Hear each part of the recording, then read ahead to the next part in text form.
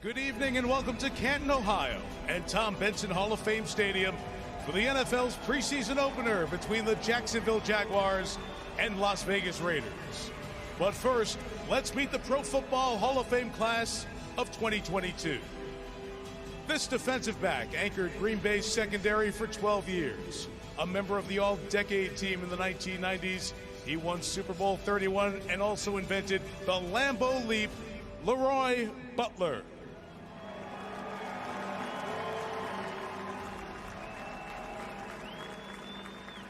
This first-round pick out of Notre Dame spent his entire career with the 49ers. He won a Super Bowl, comeback player of the year, and amassed 89.5 career sacks, all while building an iconic legacy. Bryant Young. This towering defensive lineman entered the league in 2001 and won 3 Super Bowls in his first 4 years with the Patriots. An all-decade team member of the 2000s with New England and Oakland. Richard Seymour.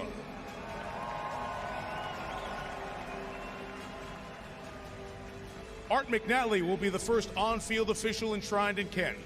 Considered the father of modern officiating, McNally most notably brought instant replay to the NFL in 1986. McNally's watching from home and represented here by his grandchildren, Shannon and Connor O'Hara. As a head coach for Philadelphia, St. Louis, and Kansas City, this man led significant turnarounds for all 3 teams, highlighted by a Super Bowl 34 victory with the Rams and their greatest show on turf offense, Dick Vermeil. There are 2 inductees being honored posthumously. Sam Mills beat long odds to play 12 NFL seasons. As an all-pro linebacker and later assistant coach for the Carolina Panthers, Mills left an indelible mark on the franchise that is still felt today. His wife, Melanie, is walking in his honor tonight. Cliff Branch was a lightning-fast, 3-time All-Pro receiver who helped the Raiders to 3 Super Bowl titles in the 70s and 80s. He is represented by his sister, Elaine Anderson.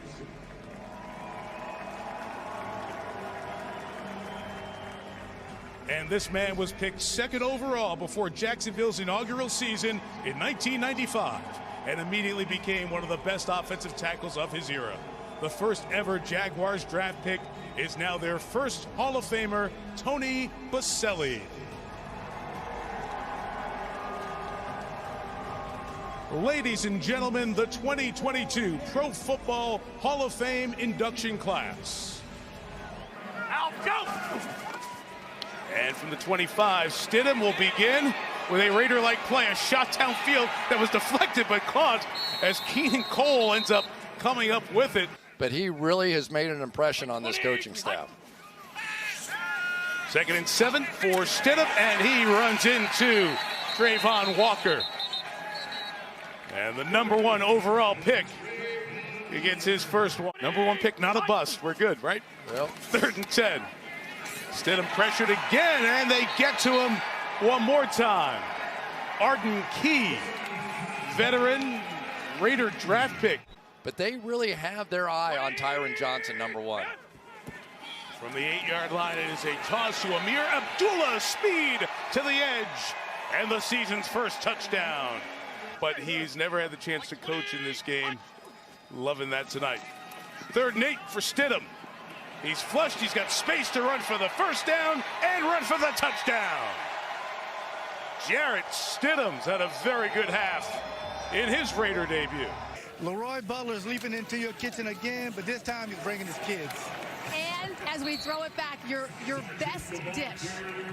Mac and cheese, this to America. I make the best mac and cheese ever, okay? Don't even sweat it. Don't even stay out my mentions. It's all me.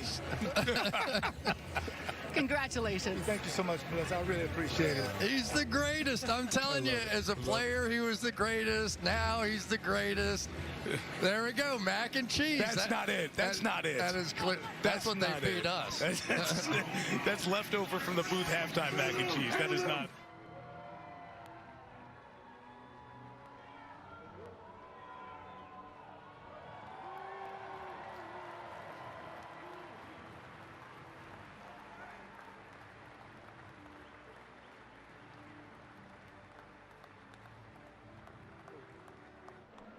DJ Khaled said it best. God did.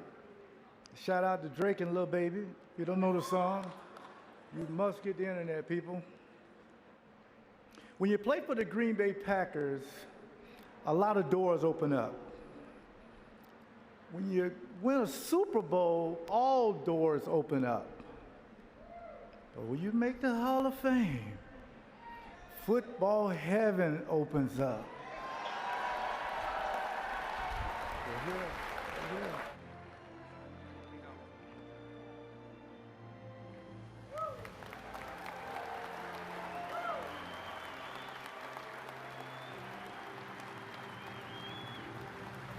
So thank you for this honor, for believing in Sam, and for helping to keep his story alive.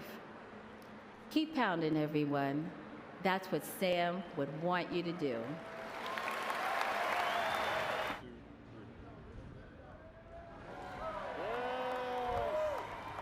Thank you. Football may be what I do,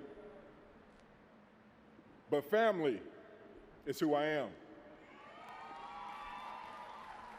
To my brilliant and beautiful bride, Tanya, my high school sweetheart and best friend, who saw the first snap of my career to the last. Thank you, sweetheart, for everything you've added to my life.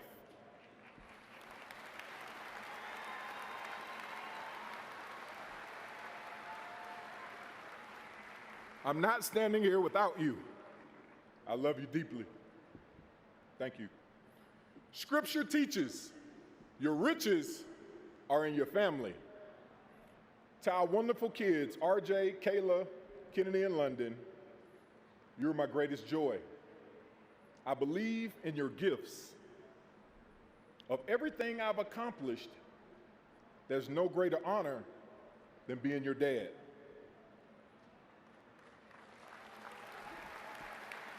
Continue to make Mom and me proud.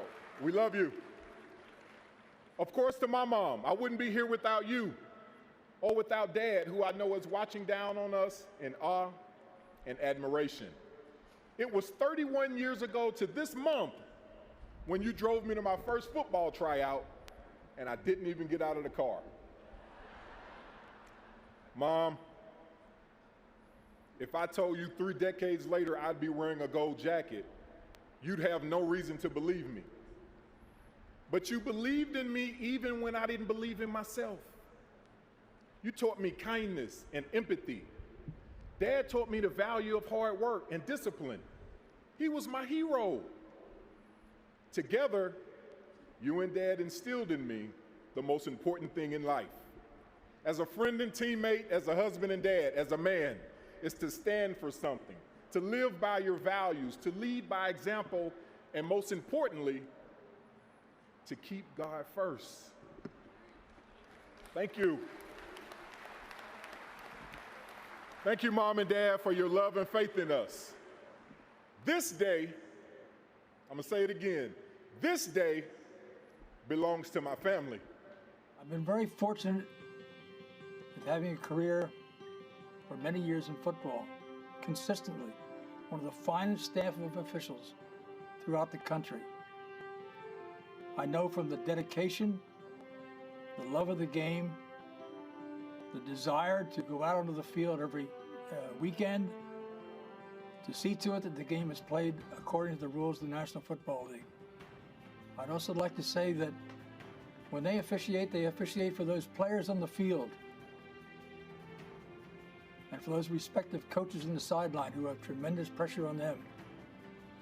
And finally, for the number of people throughout the country, the millions of our fans whose passion and love of the game has made it so great. I am extremely fortunate to have been in this position, and once again, I'd like to thank the Hall of Fame. This is the greatest thing, I think, for an official. Do the job. Hopefully nobody's even gonna know you're around.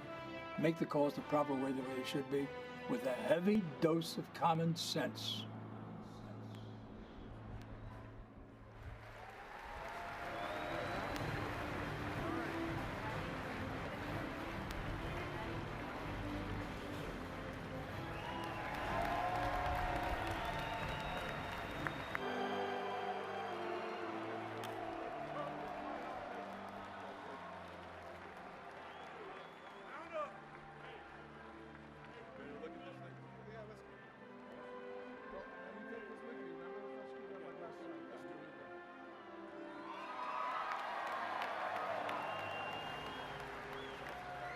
Growing up in Colorado, I dreamed of playing for the Denver Broncos at Old Mile High Stadium.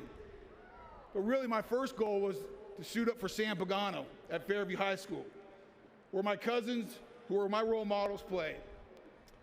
The problem was the first thing Coach Pagano did my sophomore year, literally in stretch, before we practiced, he ended my dreams of being a quarterback.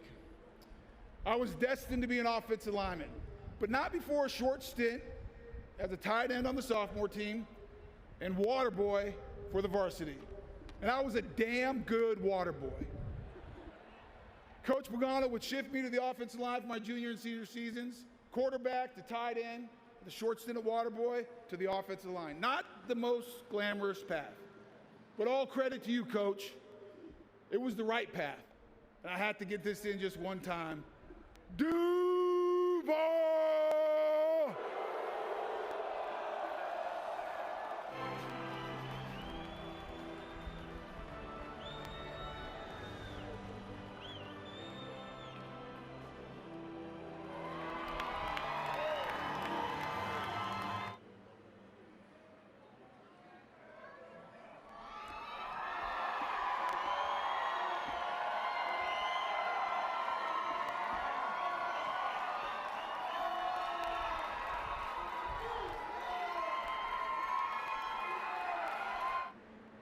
I've introduced 5 of our children.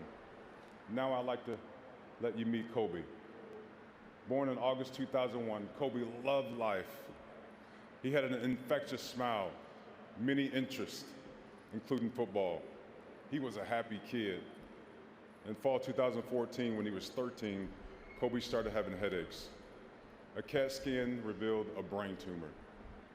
Kai had just had knee surgery and deserved our full attention, but our focus and hers shifted to Kobe.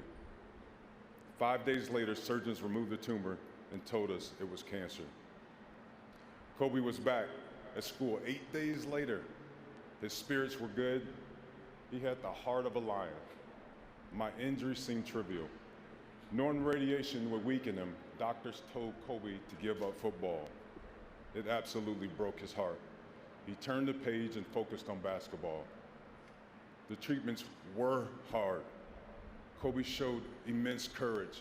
He felt good for months. We really were hopeful. The following October, Kobe said, "Dad, I have a headache." The cancer was back.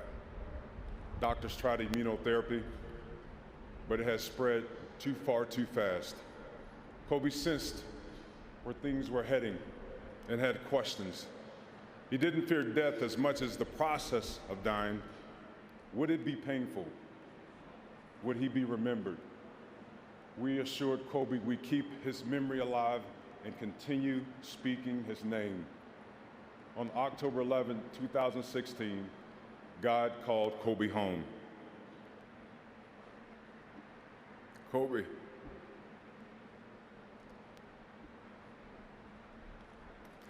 you live on in our hearts. We will always speak your name.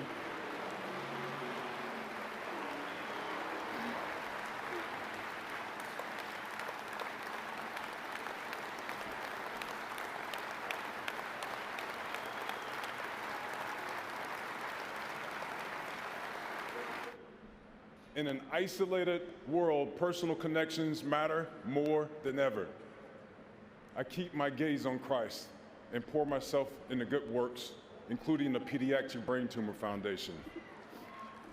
And I've learned to trust God's plan and timing, not mine. In this, my 10th year of eligibility, I entered the hall as a member of its 2022.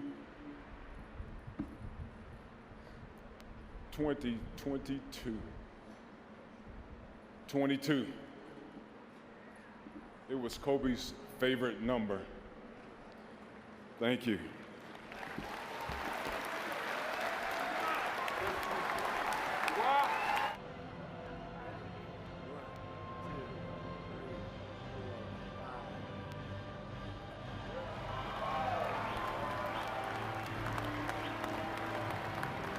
There's a sweet spirit in this place today. Our Clifford, number 21, would not miss his enshrinement for nothing. He longed for this day. And 21 is seated front and center with Al Davis and John Madden.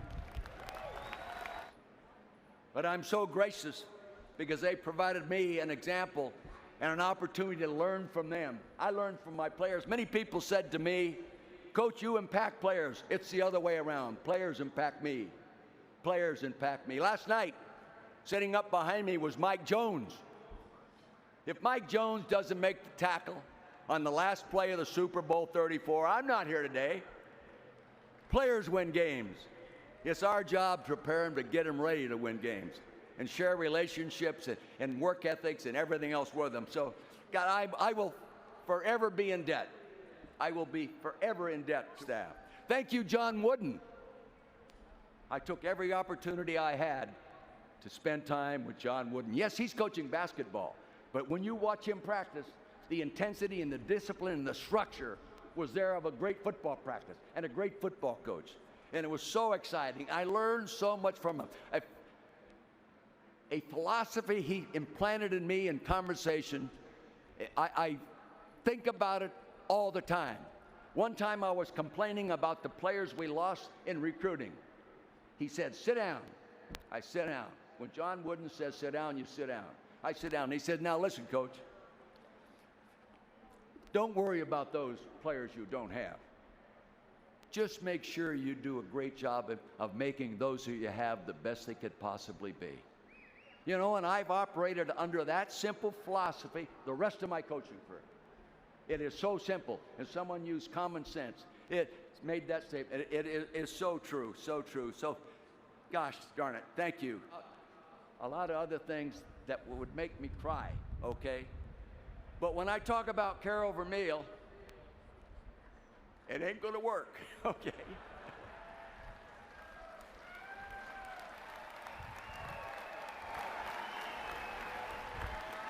I say this, look at the players, look at the coaches, look at, I hope people see this. Carol Vermeil, as a football coach, has no equal. Never has, never will. Look at them, they know. They know, these guys up here know. She's fed most of them. She's counseled people in marriage problems. She's done it all. So thank you, Carol. I will 66 years. The only thing I ever put on my body more important than this jacket was the wedding ring she gave me 66 years ago. Yeah.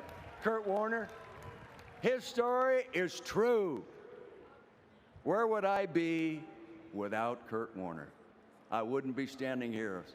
So, gosh, thank you for the contributions all of you guys made.